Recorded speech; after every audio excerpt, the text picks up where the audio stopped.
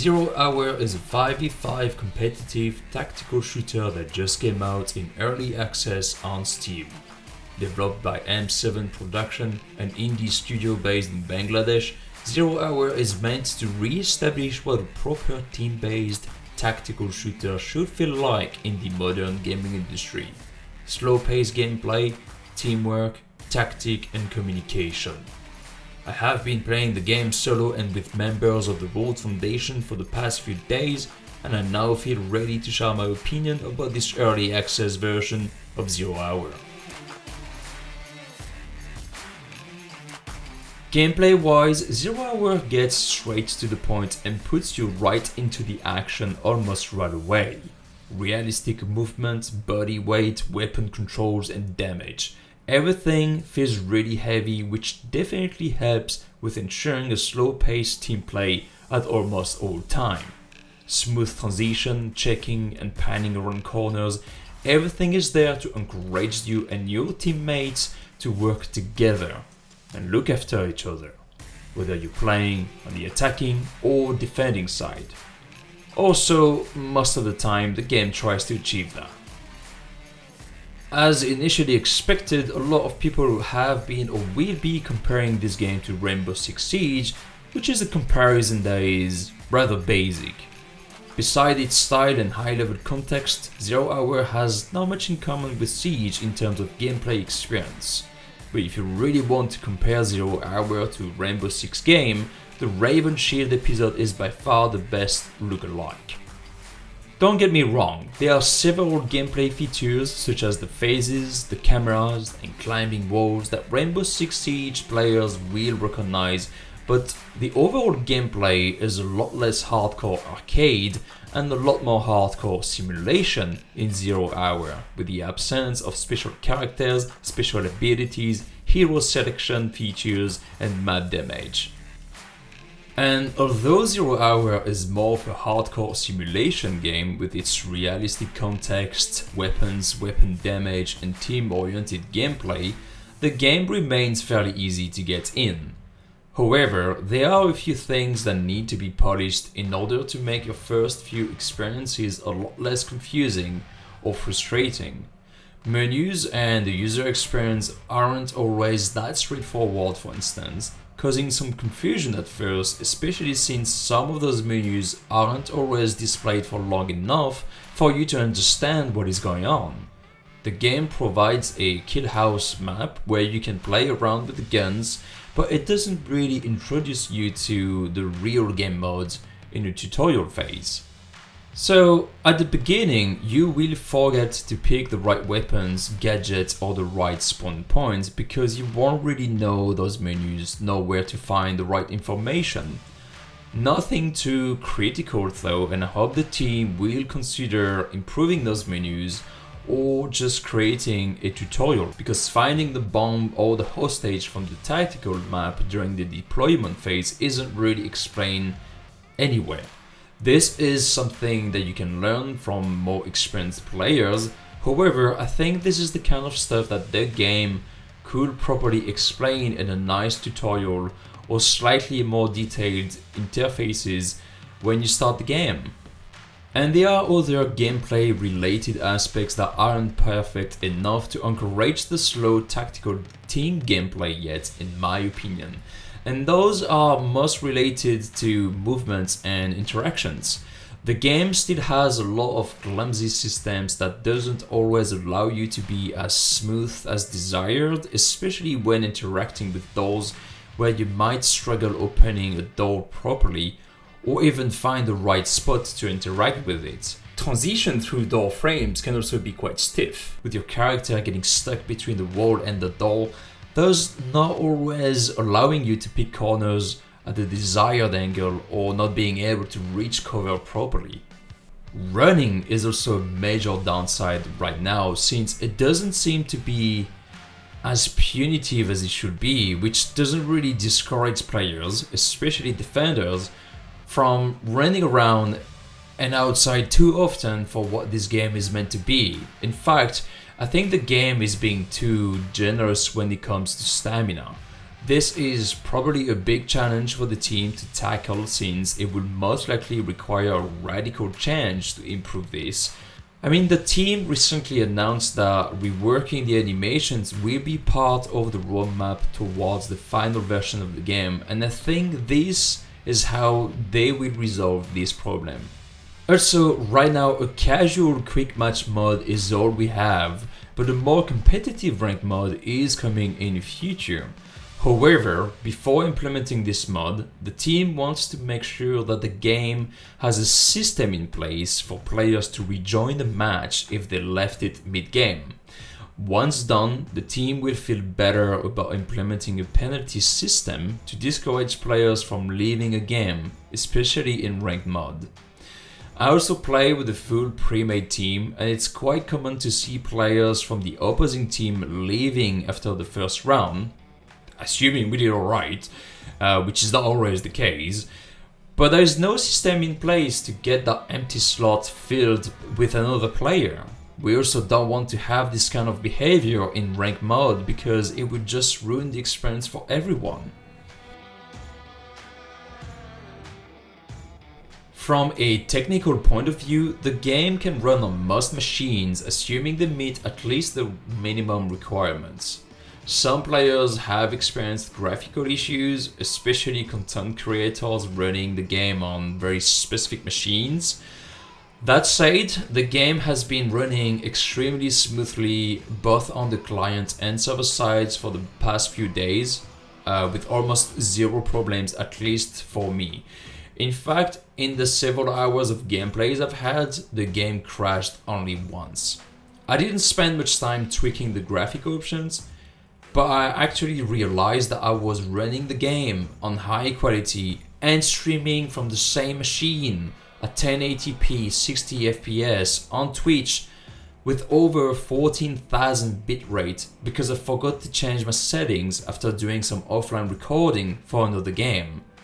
Now I run the game on an SSD, an i7 and a 1080, but 14,000 bitrate encoding is 3 times what you should normally use for streaming on Twitch, and I experience no issue with the stream nor the game. So this is to tell you how well optimized the game is right now. Despite not taking too much space on my SSD, being an early access version and being really cheap, Zero Hour comes with quite a lot of content, 5 different maps of rather large scale, 7 different weapons and quite a few different gadgets as well.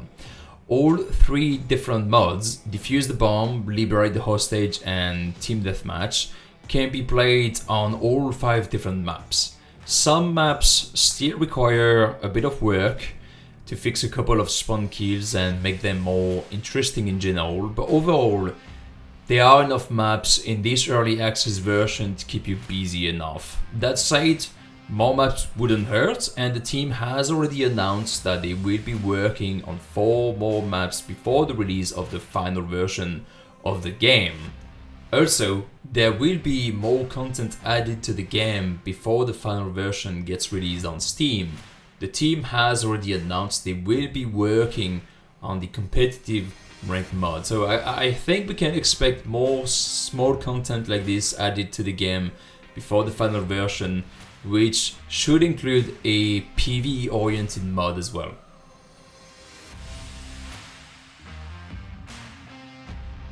The audio is probably the weakest aspect of the game right now. The weapon profiles don't always sound too good, but that doesn't really bother me too much because this can be easily replaced in the future. The 3D audio, however, is what bothers me the most since it impacts the gameplay and your tactical decisions during the match as well. As it stands right now, it's really difficult to pinpoint if a player from the opposing team is above or below your floor, and you can hear through walls way too much. So there doesn't seem to be any special sound effects affecting how the audio works, especially footsteps, depending on where you and the enemies are. It's more or less easy to know if someone is more on your right, left, front or behind you, but it's near impossible to determine if it's coming from above or below, which got me killed several times, especially in stairways. This is most definitely something that they need to address, especially if they want this game to have a solid competitive scene and a good ranked mod in the future. So let's summarize the cons. Animation need to be reworked to make the gameplay smoother and add more penalty to the stamina. Audio needs to be seriously reworked. The FTUE, so the first time user experience right now, is too weak, which might actually intimidate new players trying to get into the game. There is no penalty system for levers, but this is something they will fix soon. And there's just not enough option to moderate users during a match, such as team kill, auto kick, mute players or report players, and so on. Now let's focus on the pros. So this game is a return to proper hardcore tactical / simulation team-based shooter game, and that feels good. It's simple yet really efficient, like it used to be back in the days. There are tons of other nice features as well, like the tactical map, the cameras, the breaker switch, and so on. Amazing stuff. Amazing experience when played with a full team. I'm having a blast playing with members of the R.O.D.E Foundation, and if you want to play with a proper team and you want to play this game the way it's meant to be played, feel free to join us on the R.O.D.E Foundation Discord channel. Link is in the description. It's a very well optimized game in my opinion, and there is a really active development team, which I love. There is also a clear development direction until the release of the final version of the game, kind of like a super high level roadmap, which is awesome. Last but not least, it's a really good looking and fun game made by a Bangladesh based studio. Something we rarely see and something we don't talk about enough. There is a serious lack of diversity within the game industry, and seeing a Bangladesh based company making this game as their first game is a pretty big achievement. Yet nobody talks about it. We get the same recycled stuff from the same big AAA studios based in Europe and USA over and over and over again. And everyone complains about them, yet we keep buying their games.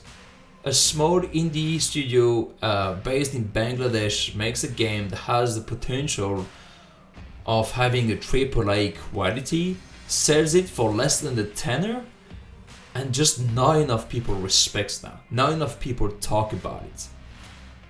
So having a studio like this based in Bangladesh making a game that looks like this is something huge for the game industry.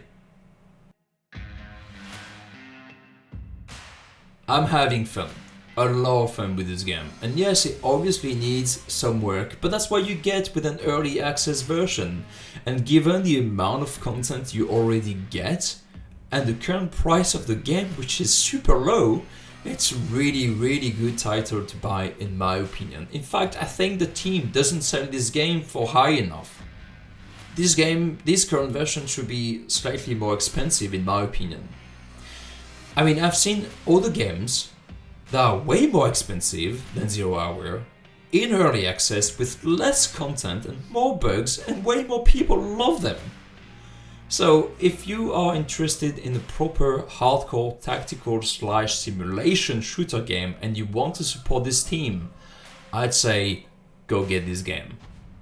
What I would say is, if you are already happy with Rainbow Six Siege and expect the same experience, don't get this game. If you're into games like Squad, Hell Let Loose, Arma, in the good old school Rainbow Six or SWAT, I think you will like 0 Hour as much as I do. Agents, thank you very much for watching this video. If you are thinking about getting this game or already have it, feel free to join us on the R.O.D.E Foundation Discord channel. We try to play this game the way it's meant to be played, but that doesn't mean we don't know how to have fun at the same time. So, you're more than welcome to join us as long as you understand and embrace the 4 values of the R.O.D.E Foundation, which are respect, originality, diversity, and equality. In short, don't be a dick, don't be sexist, and don't be homophobic. If you enjoyed this video, please consider leaving a like and subscribing to support the R.O.D.E Foundation YouTube channel. Thanks again for your support, and I will see you next time.